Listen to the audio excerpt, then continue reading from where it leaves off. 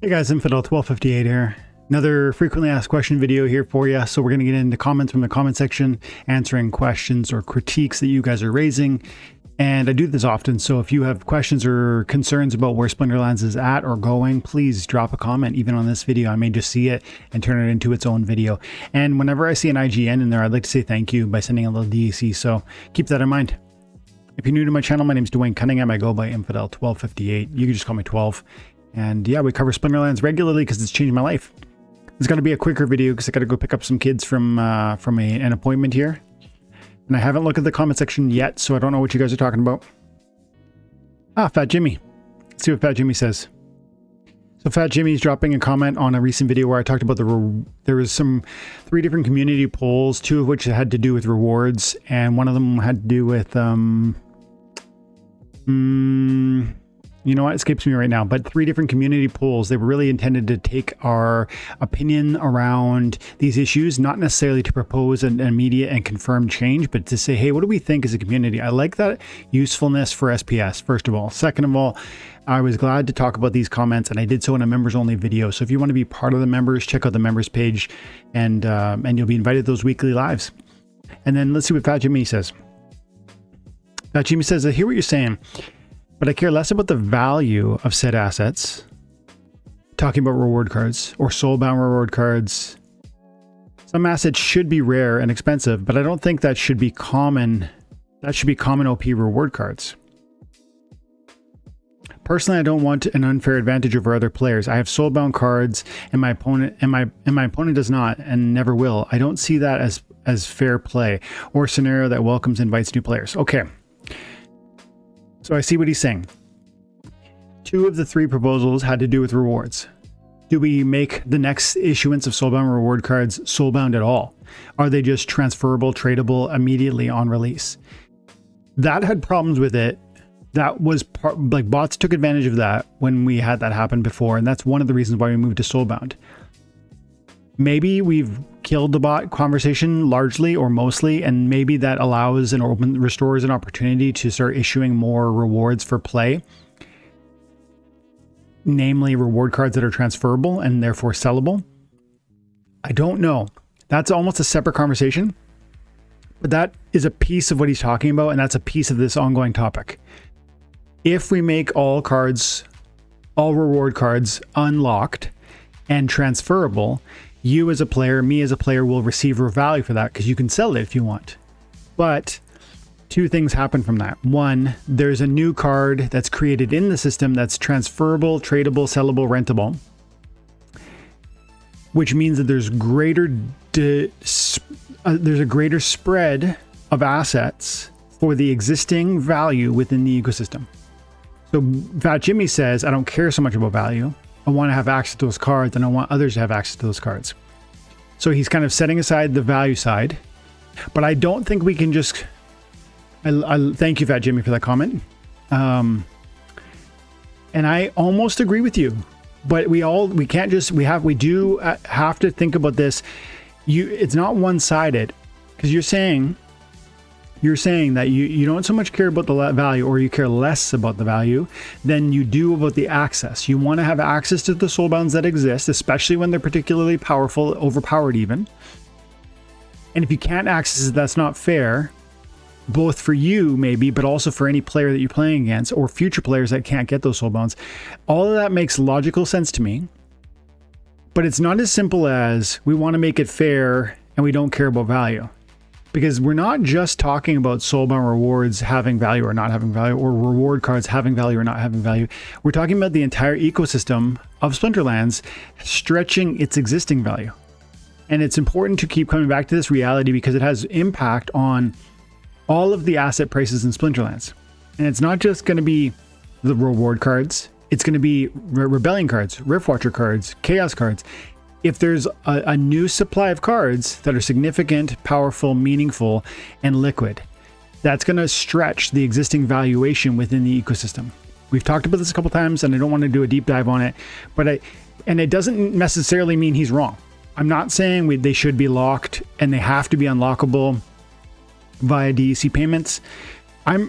I like that approach, that they are soulbound. I like that they have an unlock cost. I like that the cost might be high. I like that that might be a deferred window of time. But I'm open to conversations like that Jimmy and others.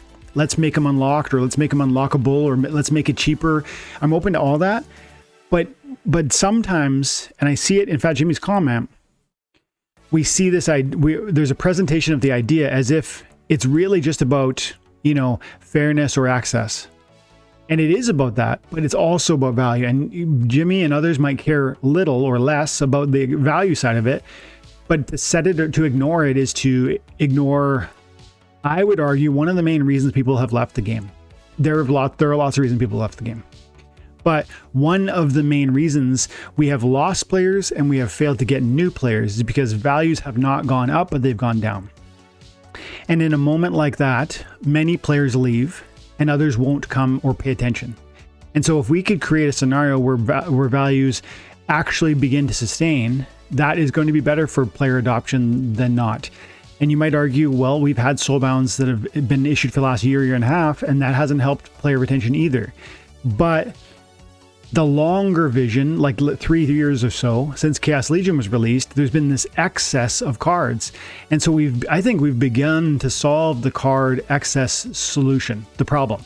We changed it in a number of ways. 1, we didn't issue any more packs that were so common as Chaos. 2, reward cards were made soulbound. 3, unlock costs are going to restrict the access to those soulbounds.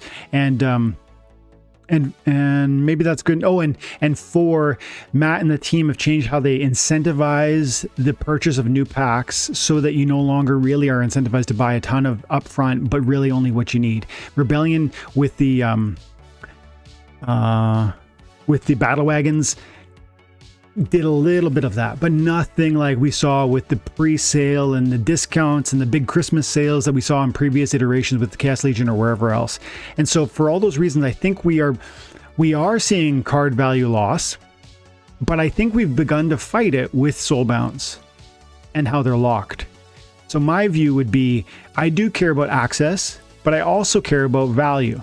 And I think with value, we're going to see a greater, if there's a retention of value or a growth in value, you're going to see a retention in player base or a growth in player base. And I think part of how we would get there would be by making sure cards remain scarce, and part of that would be insisting that they remain locked or that they are unlockable via value, DEC burn cost, etc. So appreciate the comment, appreciate the thoughts on this. I think I probably lean the other way and still keep them soulbound, keep them locked, make it a high expensive cost. I like making them unlockable on day one for people like Jimmy who say that they have to have it, but just make them unlockable at a significant cost. And then the idea that they're not going to be available to future players, I don't know. I mean, there's no game that it makes every card available. Like even if you look at Magic the Gathering, if you look at any game that's a collectible card game, if you don't collect the card, you don't get the card. If you don't pay for the value, then you don't get the value. So I think at some point we draw the line in the sand and say, well, you had your chance. A year and a half was long enough. You missed it. Sorry. And then if you don't want to pay the market fees, which is buying off another player after it's no longer available, I don't know what to tell you. You weren't here to earn it and you're not willing to buy it. So why should you get it? I don't know if that sounds harsh. And I don't mean that directed at Jimmy. I mean it directed at like anybody who feels they deserve the soulbound card when they weren't here and they're not willing to buy it for cash off the marketplace. It's one or the other. Either you're here to earn it and you do so with your time and attention, or 2, you spend your value on it, your money, and then you buy it off the marketplace from somebody who bought it, who earned it and unlocked it. So thanks for the comment, Jimmy. I'm sure this conversation won't die yet. We've got a long way to go with figuring out soulbounds. Let's get 2 more quick ones. Fusion Sound dropping a comment on a recent video where I responded to some critics around where my attitude is with respect to SPS and maybe with respect to Splinterlands. And some people figure my views are so bullish and never bearish, and my opinions are faith-based, not fact-based. I disagree, and I articulate my arguments for why in that video, so if you're interested, check it out. But then Fusion jumps in and he says about Alex, who's one of the people who's been critical and talking about how he's sold his SPS around a penny and he's going to buy back lower. He thinks it's going to fall more from where it is currently. And Fusion just says, ideally, Alex shorts SPS just before the price rips so we don't have to endure his company at the next meetup. You know what? I love the joking. And, you know, even Alex is having fun at my expense. And, you know, that's part of the community, to the extent that we can do so amicably. Like if we're going to, you know, exchange jabs, but that's fine. You know, when we start to go to a darker place, I don't know that that's helpful, especially whether it's from me. If it's ever for me, I hope it's never for me. I try really hard to be, you know, patient and reasonable, and maybe sometimes I don't do that perfectly. But with respect to Alex, I appreciate you dropping those comments, Alex, and you too, Fusion, in this context. And by the way, I hope he does win big on his SPS play, but I think that's possible, and yet we do too. My view is I don't like the short-term stuff though. Like I'm not in SPS now to sell it now and hope it goes lower and buy more. That's what people call catching a falling knife, because the knife, the metaphor of knife falling is the chart price of SPS. And you think, well, here this is half a cent is going to be the bottom. I'm going to grab the knife now. And then the metaphor continues. People say you get cut in that fashion because you don't really know, and it's hard to know where the bottoms are. Some people think they know this stuff, and they believe through technical analysis or through fundamental analysis or whatever that they can predict those. I'm not one of those people. I am inclined to say acquire it, hold it, grow it. And if you believe in it for the right reasons, and if people come to see the value that you see, then you can really have a home run. That's my perspective and that's my approach. And I think Fusion agrees with me. Hopefully we do meet FBI Alex at the next meetup. And hopefully not just him, but all of us are winners. Let's grab one more comment from lots of comments on those two videos. I'm just kind of quickly scrolling, looking for something that, okay. So let's finish on this quick comment because I haven't talked to Oscu in a while. Oscu, aka Luini Kisa, is a friend of the channel and a friend of mine, and he is talking specifically about a video where I talked about how Tofu, this is Eternal Tofu, the new legendary summoner that's going to come from the Rebellion airdrops, is going to kill Mylor. There was a comment previously centered by one of you guys saying that Tofu, or with Tofu's new addition of Thorns, which is a new ability that it has, there's no way anyone's going to ever buy Mylor. And I tried to articulate the interesting distinction that, of course, Mylor is a 3-cost mana summoner versus Tofu, which is 7. That's a big difference. One's going to be in Wild, one's going to be in Modern. Certain tournaments are available, or guild brawls are available with one or the other, but not both. And so for all those reasons, there's a lot of distinction.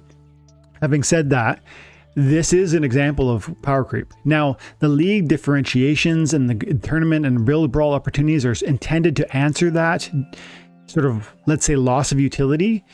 But I think this is normal within every collectible card game. And the key is not that we avoid power creep, but that while we have power creeping upward, we're also understanding that we're minimizing the growth.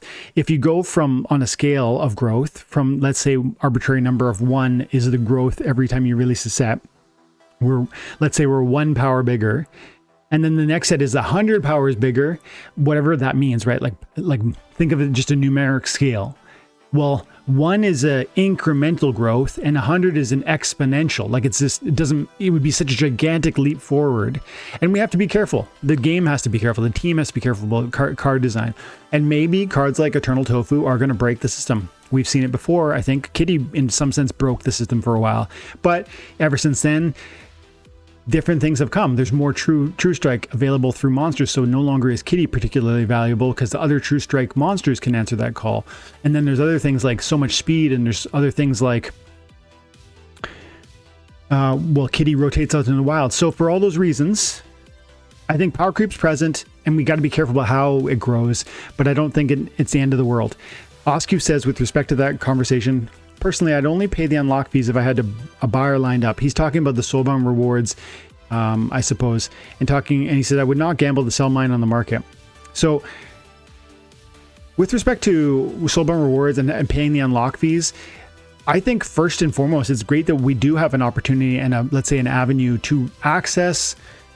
You can have a conversation with people within the ecosystem and say, like, hey, we have Discord, we have YouTube chat comments, we have videos and content creators. It's very possible in a system like this for people to essentially come together and find sales like that. And I would see, I could imagine a scenario where Peak Monsters or Splinterlands essentially says, like, why couldn't we look at the way we handle Rooney? The way we handle Rooney is, you know, it's staked or it's not staked on your account.